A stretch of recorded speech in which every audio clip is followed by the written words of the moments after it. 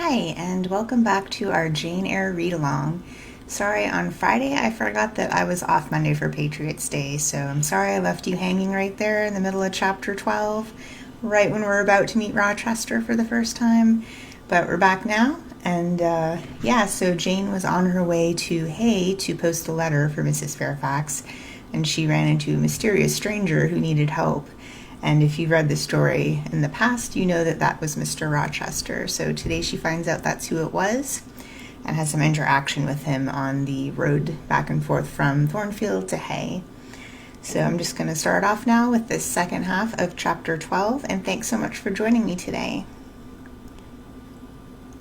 I obeyed the dog and walked down to the traveler, by this time struggling himself free of his steed. His efforts were so vigorous, I thought he could not be much hurt, but I asked him the question, "Are you injured, sir?" I think he was swearing, but I'm not certain. However, he was pronouncing some formula, which prevented him from replying to me directly. "Can I do anything?" I asked again. "You must stand on one side," he answered as he rose, first to his knees and then to his feet. I did, whereupon began a heaving, stamping, clattering process, accompanied by a barking and baying, which removed me effectually some yards' distance. But I would not be driven quite away till I saw the event. This was finally fortunate. The horse was re-established, and the dog was silenced with a "Down, pilot!" The traveler, now stooping, felt his foot and leg, as if trying whether they were sound. Apparently something ailed them, for he halted to the stile whence I had just risen, and sat down. I was in the mood for being useful, or at least officious, I think, for I now drew near him again.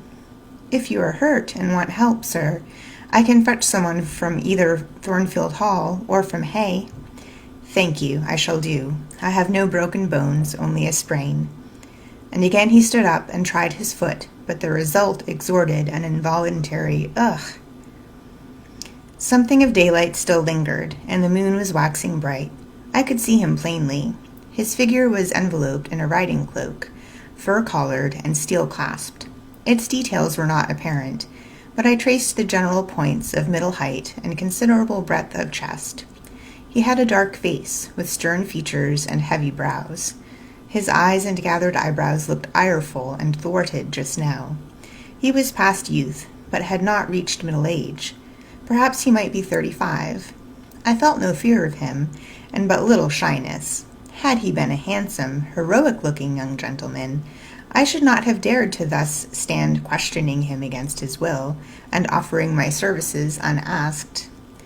I had hardly ever seen a handsome youth, never in my life spoken to one. I had a theoretical reverence and homage for beauty, elegance, gallantry, fascination.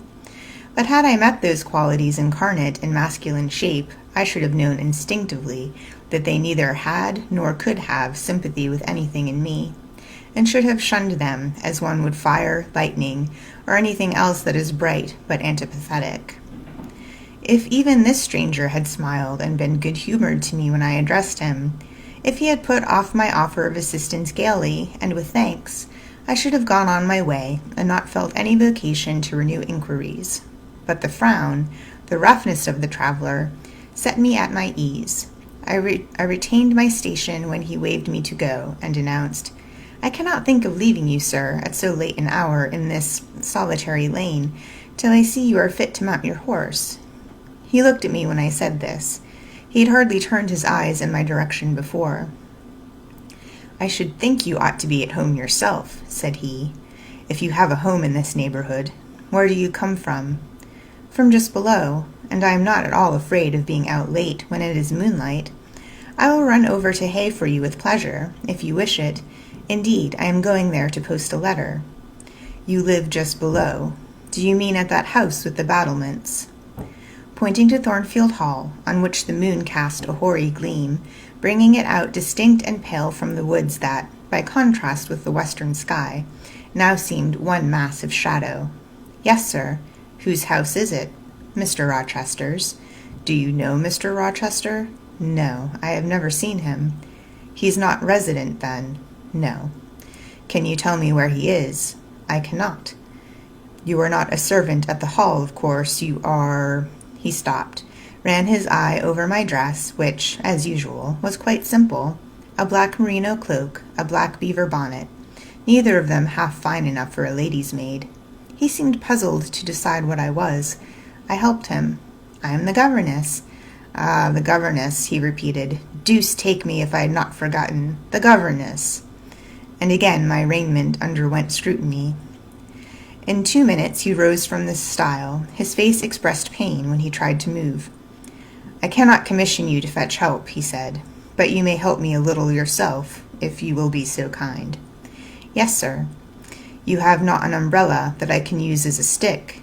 "No." "Try to get hold of my horse's bridle and lead him to me. You are not afraid?"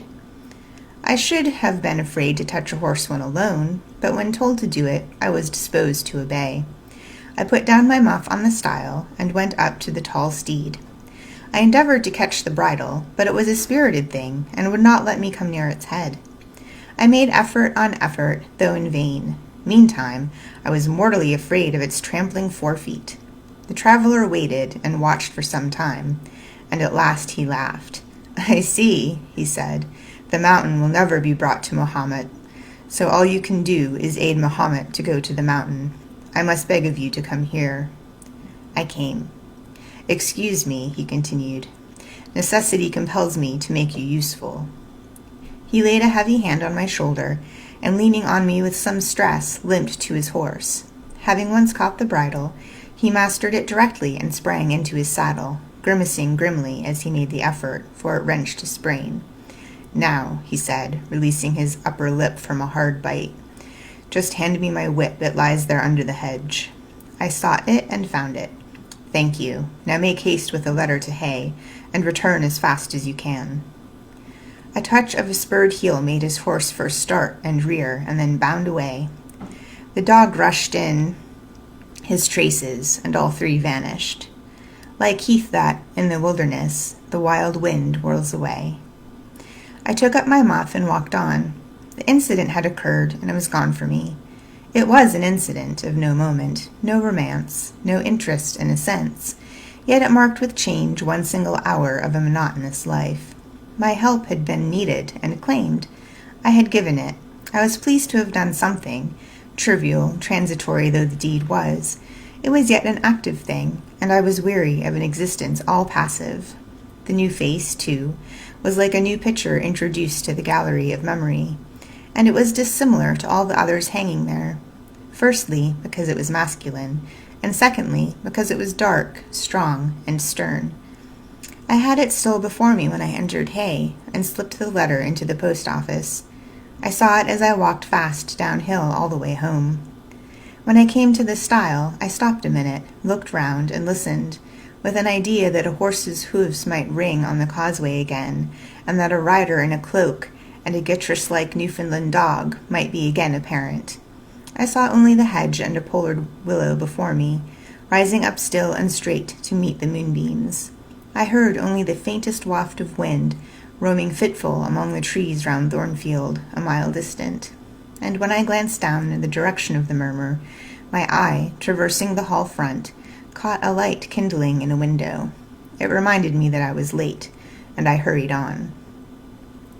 I did not like re-entering Thornfield. To pass its threshold was to return to stagnation, to cross the silent hall, to ascend the darksome staircase, to seek my own lonely little room, and then to meet tranquil Mrs. Fairfax, and spend the long winter evening with her, and her only, was to quell wholly the faint excitement wakened by my walk, to slip again over my faculties the viewless fetters of a uniform and too still existence, of an existence whose very privileges of security and ease I was becoming incapable of appreciating.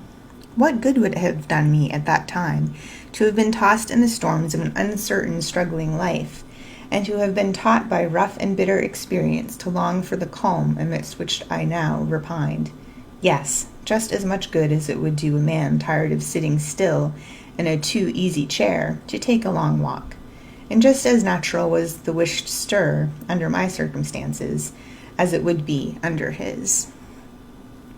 I lingered at the gates. I lingered on the lawn. I paced backwards and forwards on the pavement. The shutters of the glass door were closed. I could not see into the interior, and both my eyes and spirit seemed drawn from the gloomy house, from the gray hollow filled with rayless cells, as it appeared to me, to that sky expanded before me, a blue sea absolved from taint of cloud, the moon ascending it in solemn march, her orb seeming to look up as she left the hilltops from behind which she had come, far and farther below her, and aspired to the zenith, midnight dark in its fathomless depth and measureless distance.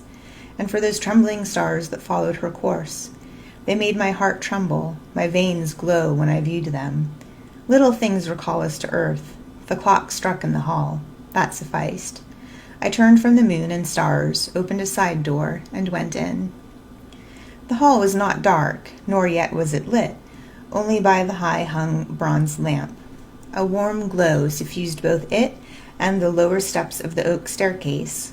This ruddy shine issued from the great dining-room, whose two-leaved door stood open, and showed a genial fire in the grate, glancing on marble hearth and brass fire-irons, and revealing purple draperies and polished furniture in the most pleasant radiance. It revealed, too, a group near the mantelpiece. I had scarcely caught it, and scarcely become aware of a cheerful mingling of voices, amongst which I seemed to distinguish the tones of Adele, when the door closed. I hastened to Mrs. Fairfax's room. There was a fire there, too, but no candle, and no Mrs. Fairfax. Instead, all alone, sitting upright on the rug, and gazing with a gravity at the blaze, I beheld a great black and white long-haired dog, just like the Gutrish of the lane. It was so like it that I went forward and said, "Pilot," and the thing got up and came to me and snuffed me. I caressed him, and he wagged his great tail. But he looked an eerie creature to be alone with, and I could not tell whence he had come. I rang the bell, for I wanted a candle, and I wanted, too, to get an account of this visitant. Leah entered. "What dog is this?" "He came with master." "With whom?" "With master, Mr. Rochester.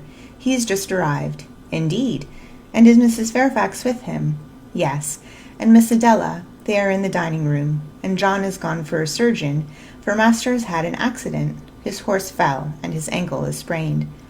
"Did the horse fall in Hay Lane?" "Yes. Coming downhill, it slipped on some ice." "Ah, bring me a candle, will you, Leah?" Leah brought it. She entered, followed by Mrs. Fairfax, who repeated the news, adding that Mr. Carter, the surgeon, was come, and was now with Mr. Rochester. Then she hurried out to give orders about tea, and I went upstairs to take off my things. So that is the end of chapter 12. Rochester is in the house, and, Jane and he are sure to have some interesting conversations coming up. If you have been reading Jane Eyre along with us, don't forget that you can log this in your Woo Reads Adult Read-In Challenge on our website. We are trying to reach a community goal that's just around the corner, so if you're reading Jane Eyre with us or any other book, please don't forget to log it, and you can access that from our homepage. Thanks so much for joining me today. We'll pick up tomorrow with chapter 13 and see what Jane and Mr. Rochester are up to. I hope to see you then. Until then, stay safe and make sure you wash your hands. Bye.